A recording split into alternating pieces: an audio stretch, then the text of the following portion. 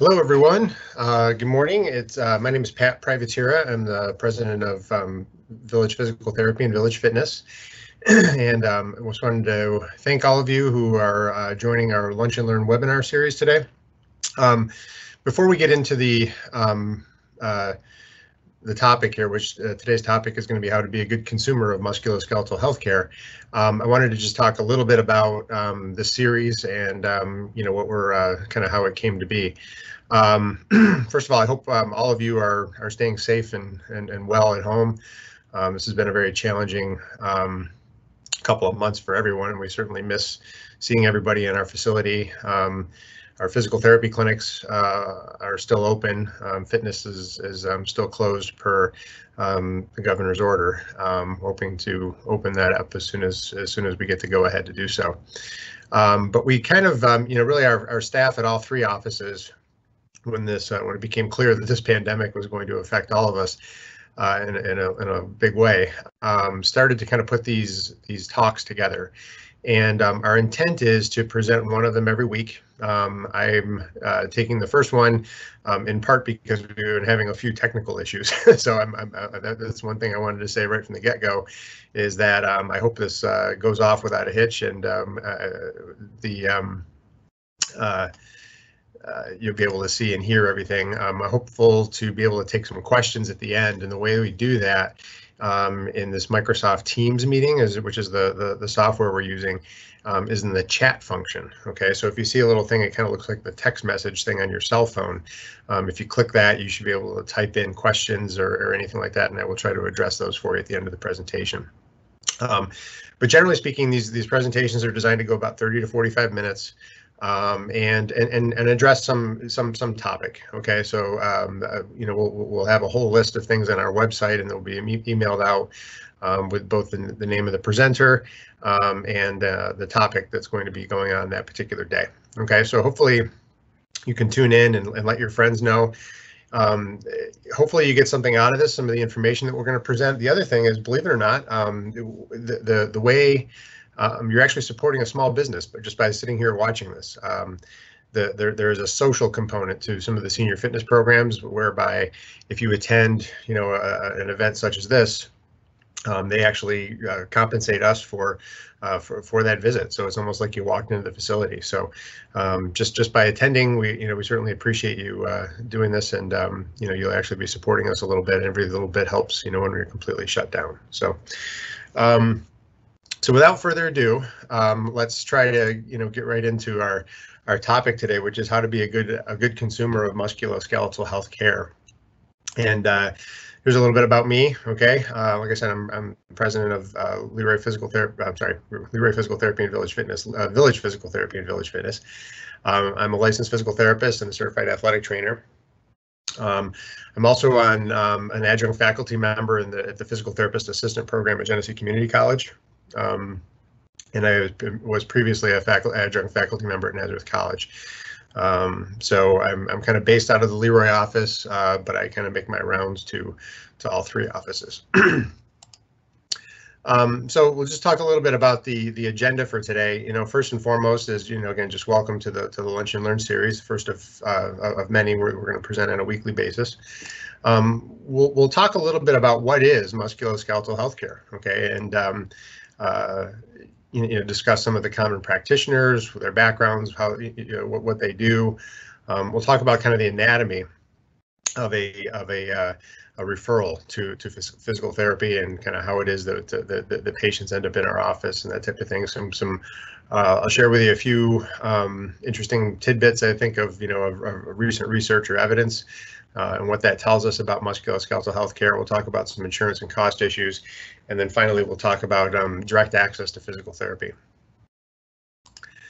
So again, what is musculoskeletal healthcare? Well, basically, it's healthcare for the purposes of diagnosing, treating injuries to muscles, to bones, joints, or connective tissues. Connective tissues are, generally speaking, ligaments that connect bone to bone, or maybe tendons that connect muscle to bone.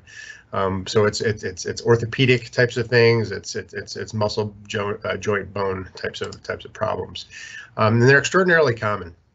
According to the World Health Organization, between 20 and 33% of people across the globe have, a painful musculoskeletal problem, and 50% of Americans live with with some problems. So that's about the same as cardiovascular and respiratory diseases combined.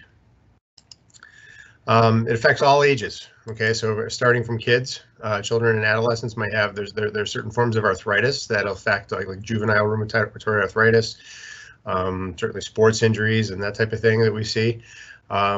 Adults, working age adults, maybe military personnel and first responders, and just anyone that basically is working and middle aged, and certainly older adults as well. And that's an age group that's continuing proportionally to grow in our population. So it's an equal opportunity offender, so to speak. So some of the common practitioners, the first three here on this list are the primary care physicians, orthopedic surgeons, and neurosurgeons. These are all MDs or DOs, you might see, as there's an osteopathic physician, osteopathic doctor. But these are all physician specialties. So these people have, they've gone through 4 years of undergraduate, they've gone through 4 years of medical school, they've gone through generally 3 to 4 years of residency. Some of them have gone through post-residency training, or known as fellowships, where they kind of develop specialties or subspecialties. So these are generally the highest levels of care in each of their different silos. Okay, chiropractors. We call a lot of times we refer to a chiropractor as Dr. So-and-so. Chiropractors actually have very similar educational background as physical therapists. In fact, usually a chiropractor is about a 5-year degree. Physical therapy now is a 6-year degree, and it's a doctorate of physical therapy. I'm a little bit of a dinosaur. When I graduated from college in 1996, I went to Ithaca College, and one of the reasons I chose Ithaca College is it was one of the few programs at that time that was offering a master's degree in physical therapy. It was most of the programs at that point in time were in the early 90s were bachelor's degree programs, 4-year programs. Ithaca's was a 5-year master's program, and now, a few years later, that degree is obsolete. You can no longer get a master's in physical therapy. It's a doctorate of physical therapy. So it's a 6-year degree. Occupational therapists, I believe, there's a lot of overlap between physical and occupational therapy. We're not the same. We're different professions, as that's defined by the New York State Education Department. But occupational therapists are deal with a little bit more fine motor types of things.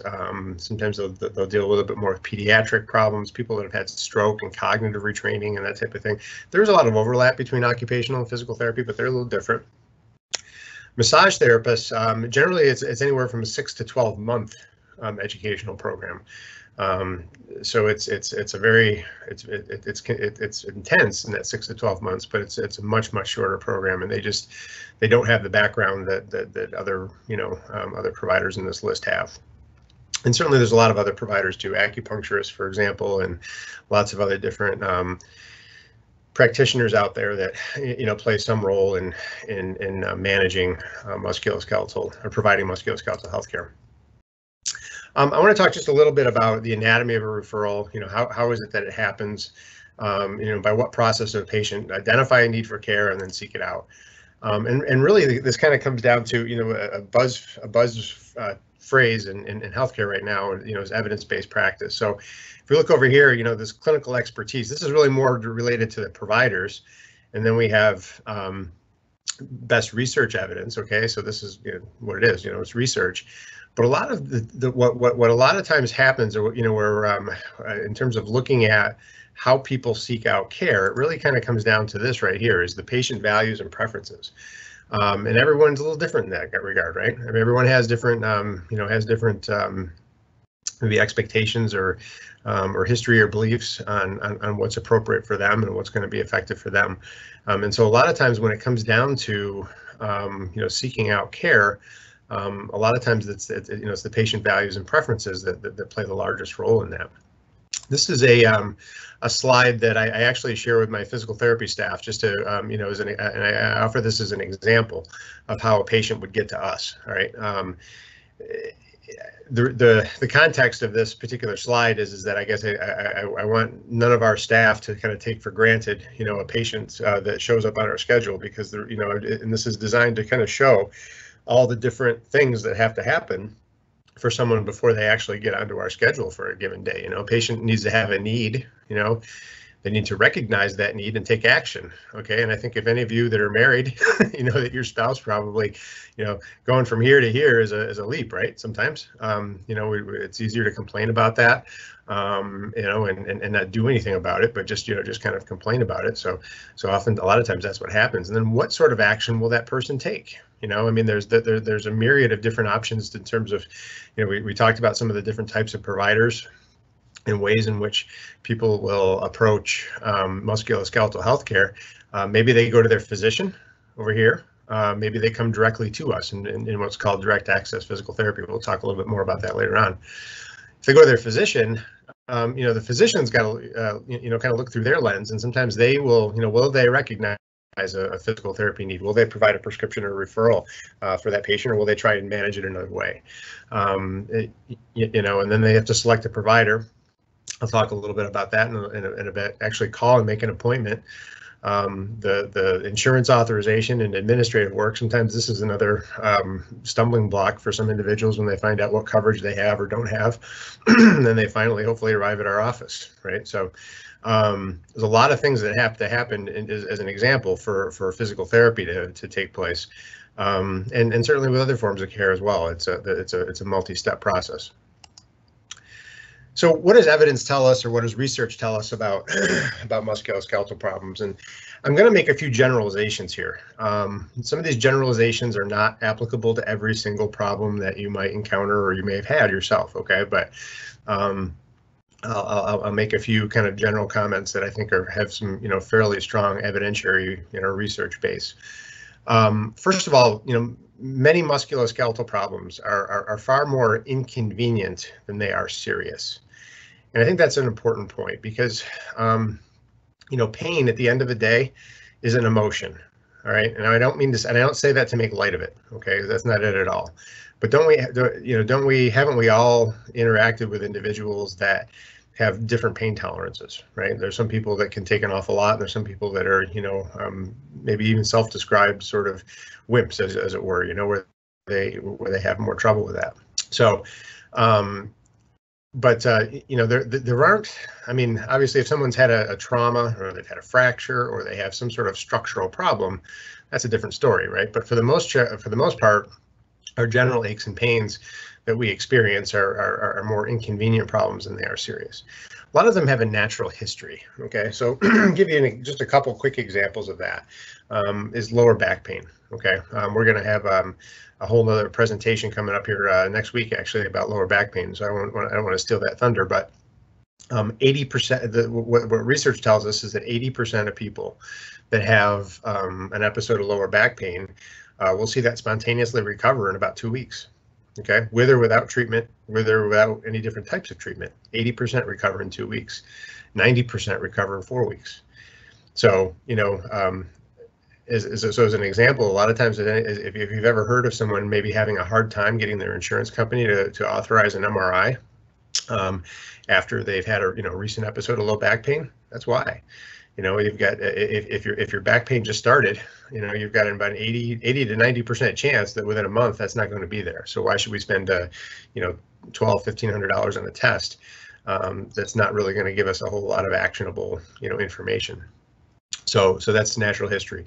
Maybe another example would be in the knee. Okay, maybe some of you have had meniscus problems or cartilage tears in your knee.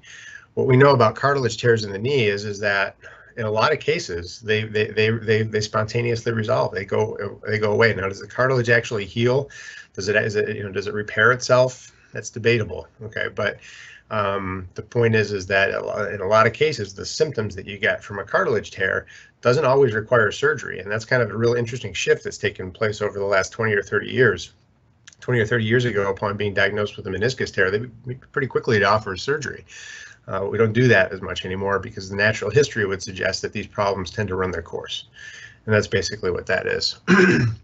it's often best to continue activity, in the presence of an ache or pain. Okay, conventional wisdom might tell you that, hey, if this hurts, just don't do it. In reality, what we find, and again, back pain is a great example, where what we preach is often relative rest, which is to say, don't go pick a fight with it. Let's not go climb mountains if mountain climbing isn't necessarily in your repertoire to begin with. Let's not look for extra things for your back to do. But at the same time, let's keep moving as much as we can.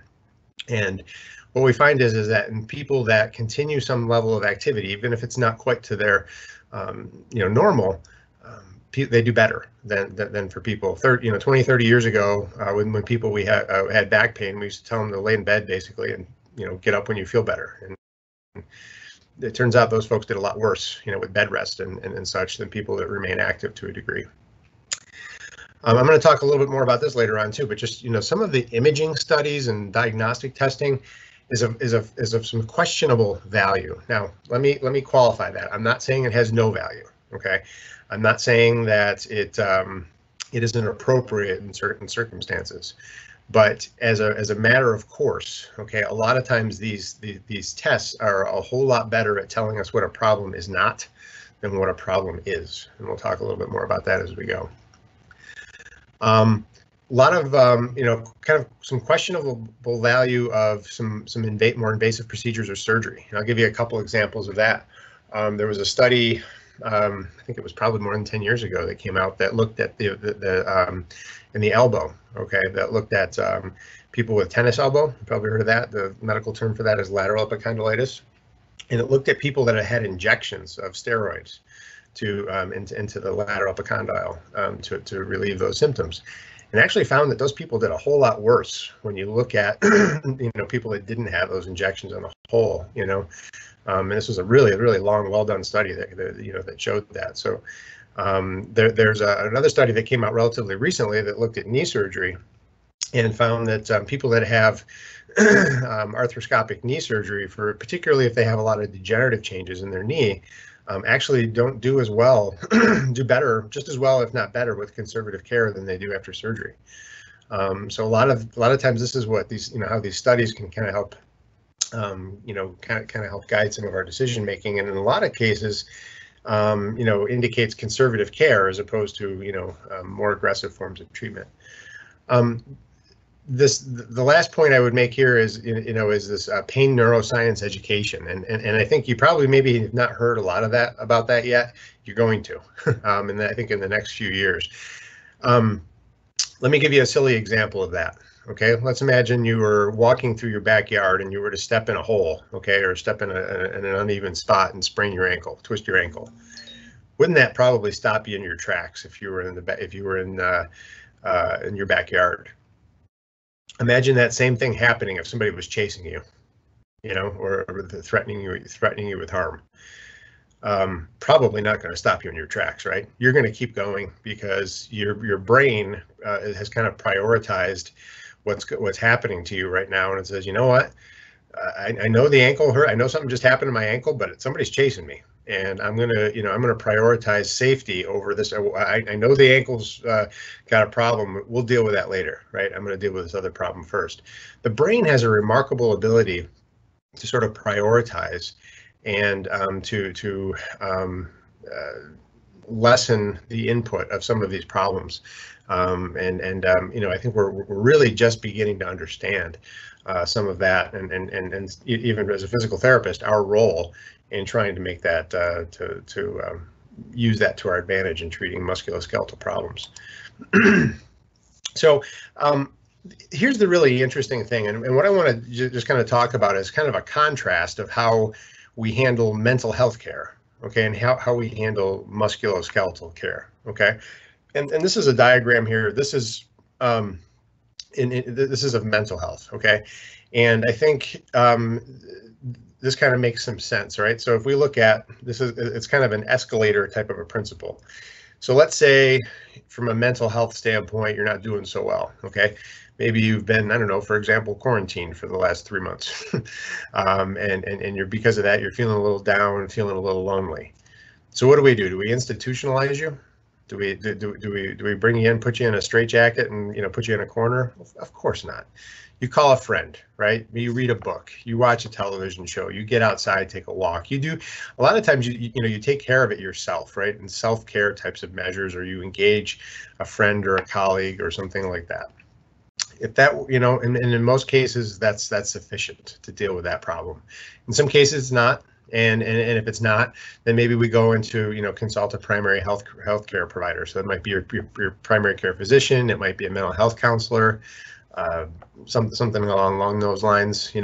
Maybe just talking to those individuals helps. Maybe you end up, maybe they even have to escalate that a little bit by putting you in, by giving you medication or referring to a psychiatrist or something like that. But institutionalization is sort of like the end game, right? That's the highest level of care in this silo, and it's only for extreme cases. It's only for folks that have failed everything else, and it's pretty rare, right? And it's costly. Okay, so the higher we go up in here, the higher the cost, and the frequency with which we need to do this is very low, right? I mean, far more people are helped with self-care types of things, out taking a walk, talking to their friends on the phone, than they are in an institution. So this is kind of how we handle mental health care, and I think it kind of makes sense, given the nature of it. But when it comes to musculoskeletal care, we kind of do the opposite. If you think about it, in a lot of cases, I can't tell you how often I see patients that have been to specialists. They've had imaging, they've had medication, they've had surgery, long before they've ever done, any conservative care or physical therapy. So it's almost like the reverse is true, right? In a lot of cases, we're seeing, the highest level of care being used as a screener, and then kicking that down to conservative care, including physical therapy or self-care, fitness types of stuff. And it's backwards, I guess is the point I'm trying to make, is that we're using, the most expensive, the highest level of care. We should be kicking up in some cases, and instead we're kind of kicking down to less expensive and then sometimes even more effective forms of care.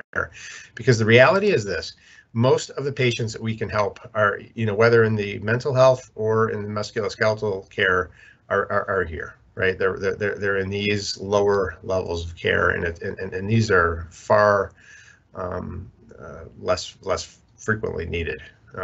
But that's not often the way musculoskeletal care is wired, so to speak. This is an interesting, this came from a study. This is they call this the Virginia Mason model. Virginia Mason Medical Center is in Seattle. And they did a study where they looked at a kind of what they're calling the old approach. It's this traditional model of care where somebody hurt their back, they went in, saw a physician, maybe saw a specialist, had an MRI, had a follow-up, maybe eventually ended up at physical therapy. On average, that person spent about $2,000 for this sequence of events. The new approach is what we might call direct access to physical therapy. So this is someone that had a back problem, went immediately to conservative care, whether it was physical therapist or something else. And then if they were still having a problem, then they kind of went this route. Okay, average cost was about half. The outcome was the same or better. Okay, so that's the thing. I mean, and I think that's, when we talk about value, okay, for your healthcare dollar and being a good consumer, value is really about the outcome that you get, okay, and the cost that it takes to achieve that. And if you can get the same value, the same or better outcome at a significantly lower cost, and cost can be you can look at cost in a couple ways. You can look at it in dollars and cents, but you can also look at it in risk, right? What's the risk of going to a physical therapist versus what's the risk of having a spine surgery? They're not even close, right, to the same level of risk. But if you can get that same outcome, why wouldn't you, right? So this is what I mean, in some cases, by being a good consumer, is really trying to kind of go into it with eyes wide open and understand what's reasonable to expect as an outcome, and what is it going to cost, both in money and and risk, to achieve that outcome. Now, we have some barriers to this, right? And the insurance and cost issues are foremost in those barriers. It's interesting to kind of watch, co-payments, right? Which is probably one of the biggest barriers that we have encountered since I started clinical practice in the mid-90s. When I started my clinical practice, most most copays were probably in the $5 to $15 range. You know, and that was probably that $5 to $15 probably was on balance was probably about 20% of the total reimbursement or the total payment that we would get for that encounter.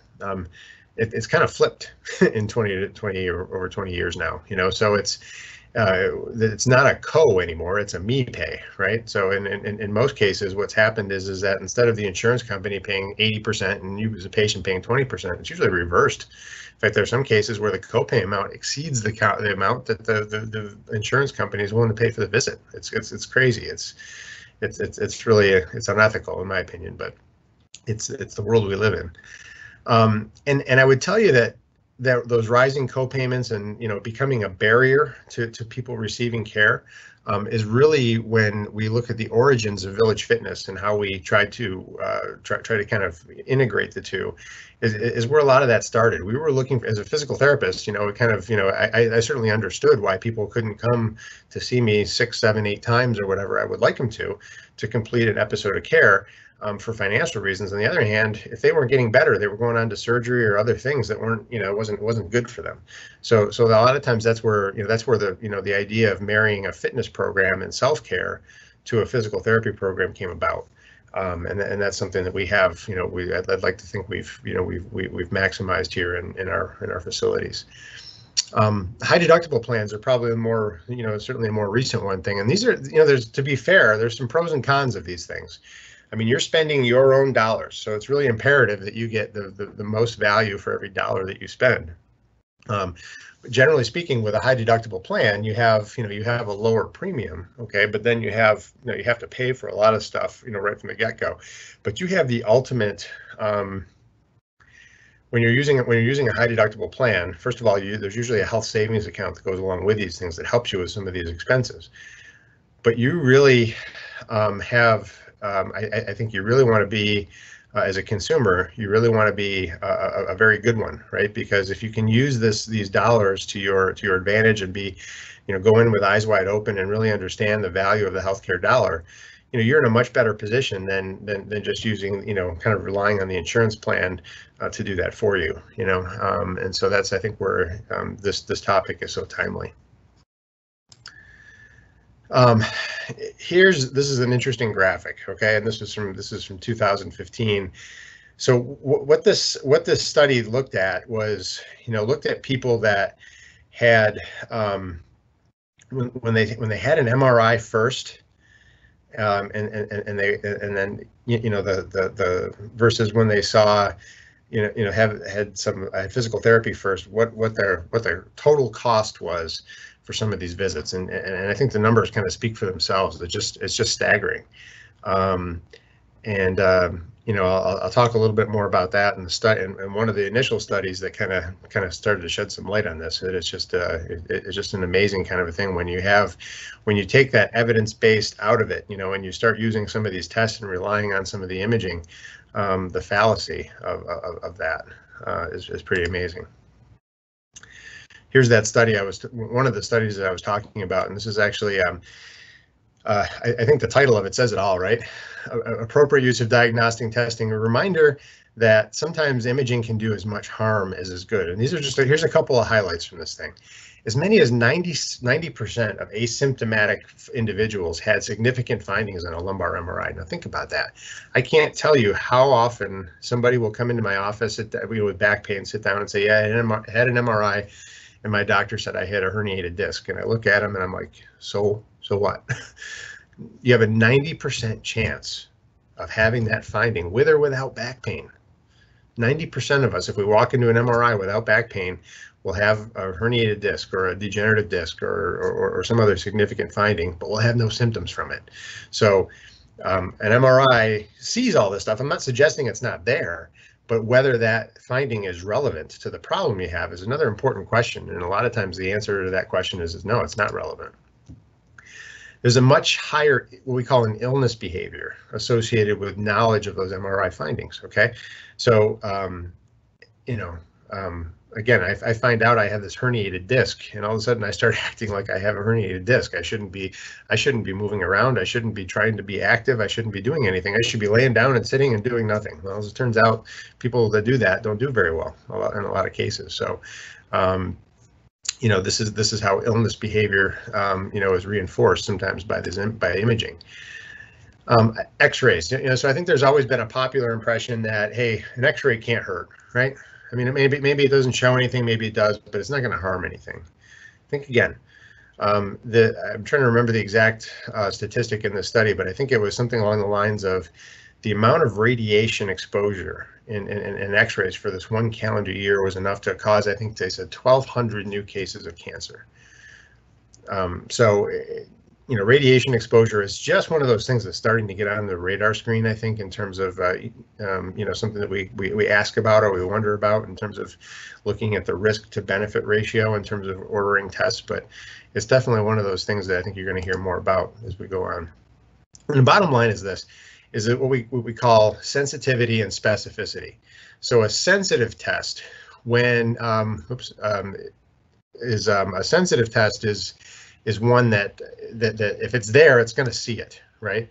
But it doesn't necessarily mean that just because it's there, it's relevant. Okay, a specific test is one where it'll if it's there, it's it's a pretty good bet that that's what's causing the problem. So I guess without going into a long diatribe about what is sensitivity and what is specificity, the point is that a lot of diagnostic imaging is a lot better at telling us what the problem isn't than what the problem is. Okay, if you have an X-ray or an MRI and it shows no fracture, it shows no disc problem, pretty good bet that there isn't one of those problems there.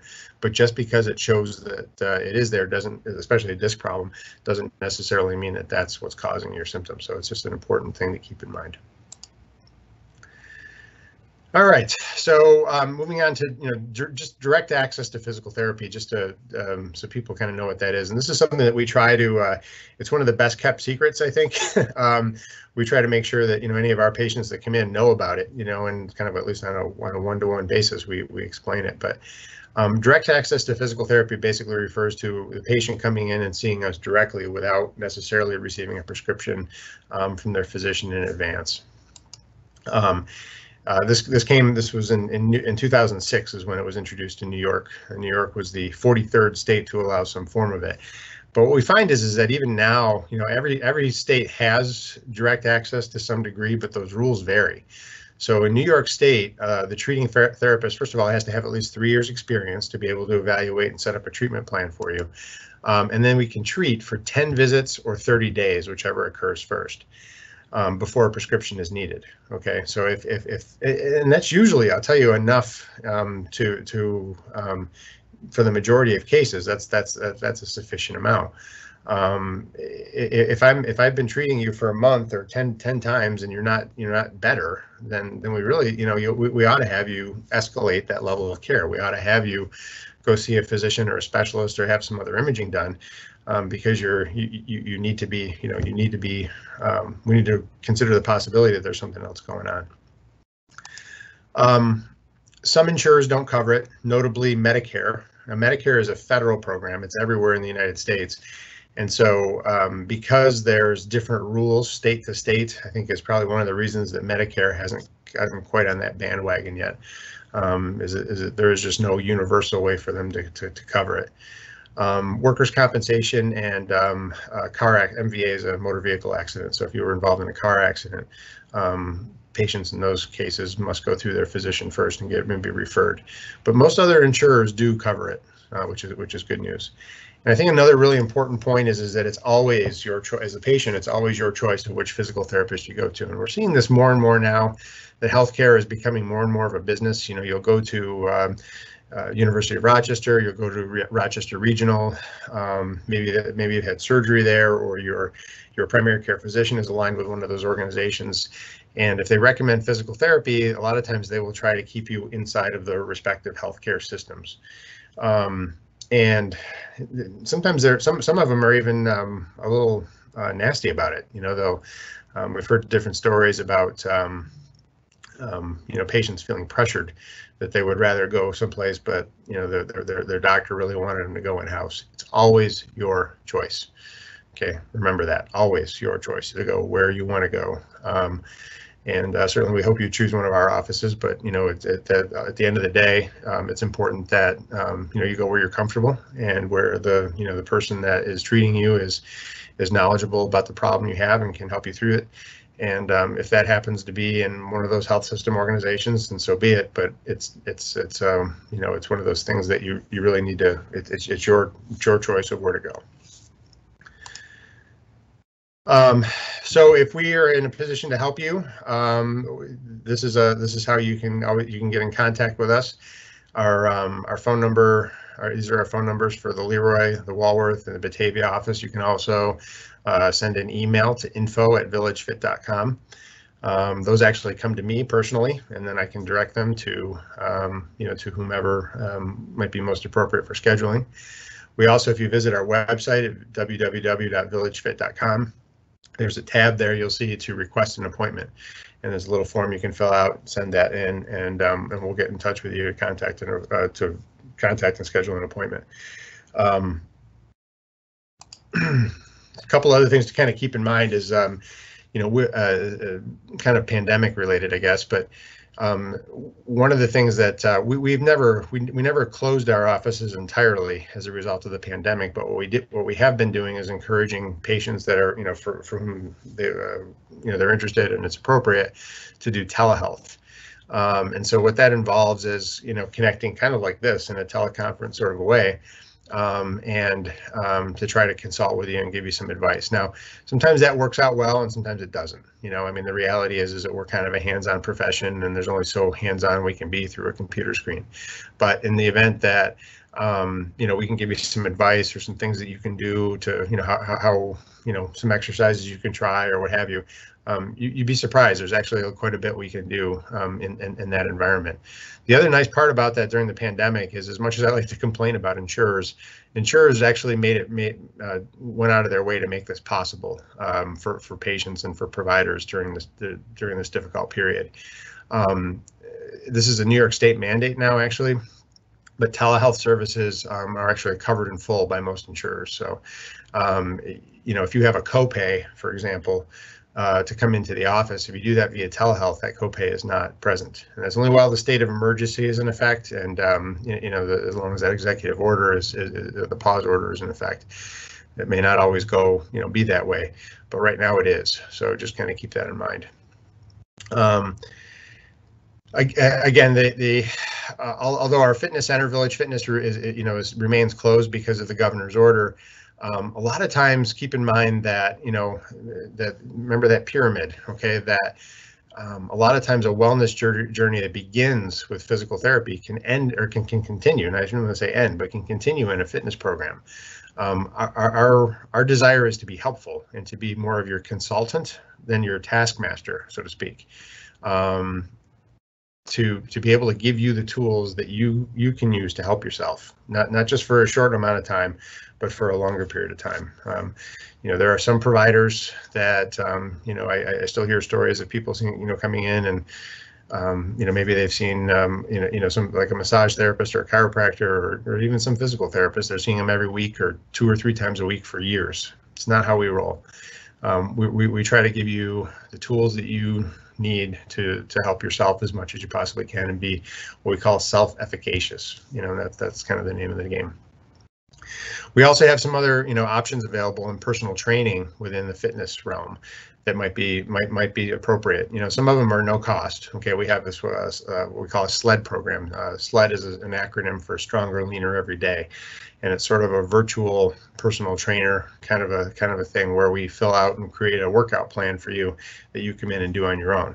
But we also have other personal training services available, and generally speaking, those are less than what a physical therapy copay would be. Now, it's not the same thing as physical therapy. Okay, these are people that our personal trainers are not trained to deal with injuries, but they, certainly we can collaborate, and a personal trainer can kind of help you continue and guide you along a wellness journey, that began in physical therapy. So that's another option for you.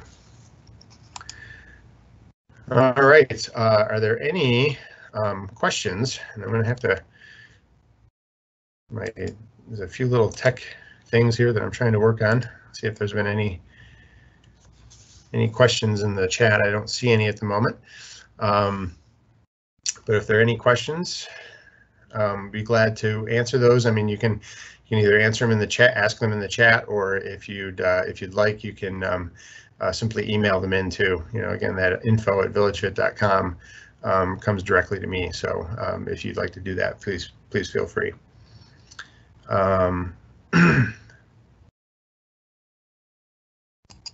All right.